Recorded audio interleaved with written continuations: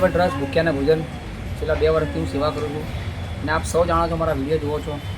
થોડાક દિવસ પહેલાં તારીખ 26 જે બોરસદની અંદર જે વરસાદ વધારાના કારણે જે પાણી ભરાઈ ગયું તેને લઈને અમે કેમ્પ રાખ્યું હતું કે જમવાનું જેના લોકો ના હોય ત્યાં આગળ અમે જમવાનું આપવાનું આયોજન કર્યું હતું. સવાર 7 બંને ટાઈમ 1500 માણસો 3000 માણસો જમવાની આપણે વ્યવસ્થા કરી હતી. ત્યાં આગળથી પસાર થતા એક બેન બોરસદના અમને નજરે પડ્યા અને ત્યાંથી અમે લોકોએ બોરસદથી લઈ લીધા અમારી ગાડીમાં. અમારી સાથે લેડીઝ પણ હતી અને લેડીઝ થ્રુ અમે લોકોને અમારી ગાડીમાં લઈ આવ્યા. પછી અમે લોકો અમારા આશ્રમમાં લાવ્યા, એમનો વાર કાપી નાખ્યા, એમને તૈયાર કરી દીધા. વિડીયો એટલો બધો વાયરલ થયો કે એમના પરિવારવાળા અમારા આશ્રમે આવીને લઈ ગયા. અમે એમનો આભાર માનીએ છીએ કે એ એમના પરિવારવાળા જે પણ હતા એ આવીને લઈ ગયા. એમનો ખૂબ ખૂબ આભાર માનીએ છીએ. પરિવારવાળા અમારા ઉપર એવું આક્ષેપ કરે છે કે તમને કોણે ફોન કર્યો તો, કોણે શું કર્યું હતું, તમે કેમ લઈ ગયા. બોરસદના પરિવારે એક્સેપ્ટ કર્યા તો અમે એમનો આભાર માન્યો કે ભાઈ ચલો લઈ ગયા. ફરી આજે 15, 17 કે 18 દિવસ લમસમ થયા છે તે પછી બોરસદના એક જાગૃત નાગરિકે આપણને ફોન કર્યો કે ભાઈ આ બેન તમે જે લઈ ગયા હતા એ તો અત્યારે રોડ ઉપર છે. તો મેં કહું ના હોય તો કે ના, હું તમને ફોટો નાખું છું. મેં કહું ચલો. તો મેં એમના પરિવારને જાણ કરી. હું તમને ઓડિયો સંભળાવું કે જો આ वालेकुम सलाम।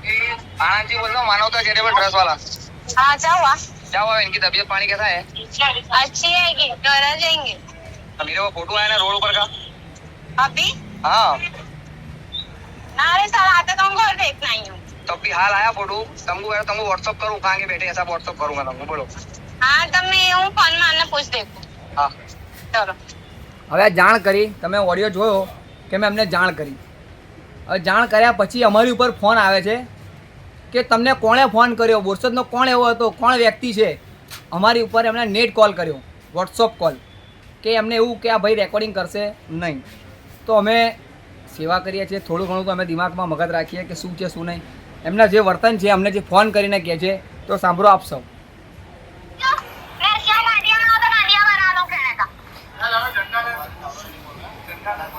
मेरे क्या चाहिए, मुझे किया है, मैंने दिया, बरोबर है।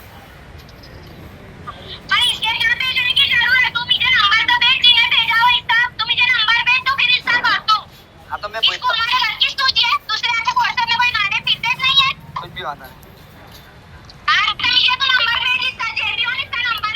बरोबर।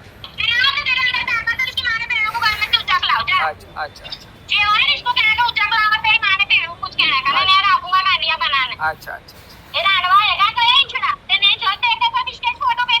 अच्छा अच्छा अच्छा अच्छा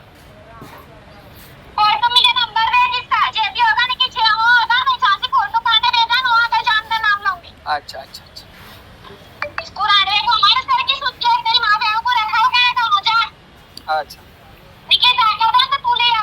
अच्छा हमारे नहीं भेजनी कहीं भी। अच्छा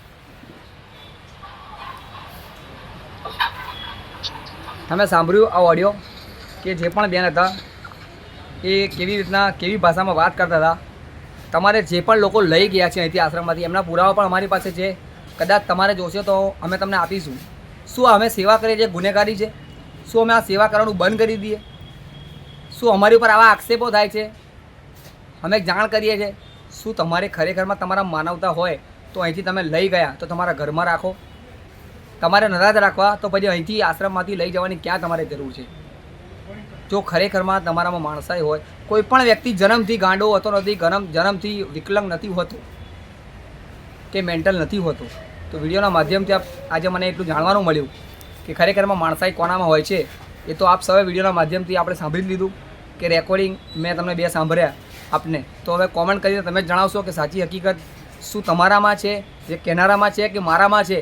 આપ સૌ વિડીયોના માધ્યમથી જે પણ છે, જે બોલ્યું છે, આપ સૌ ઓડિયોના માધ્યમથી બોરસદના જેટલા પણ લોકો હોય એમને આ ઓડિયો મોકલી દો કે ખરેખરમાં બોરસદના જે પરિવાર છે જે એમની અમારી ઉપર આ કેવા આક્ષેપો કર્યા છે.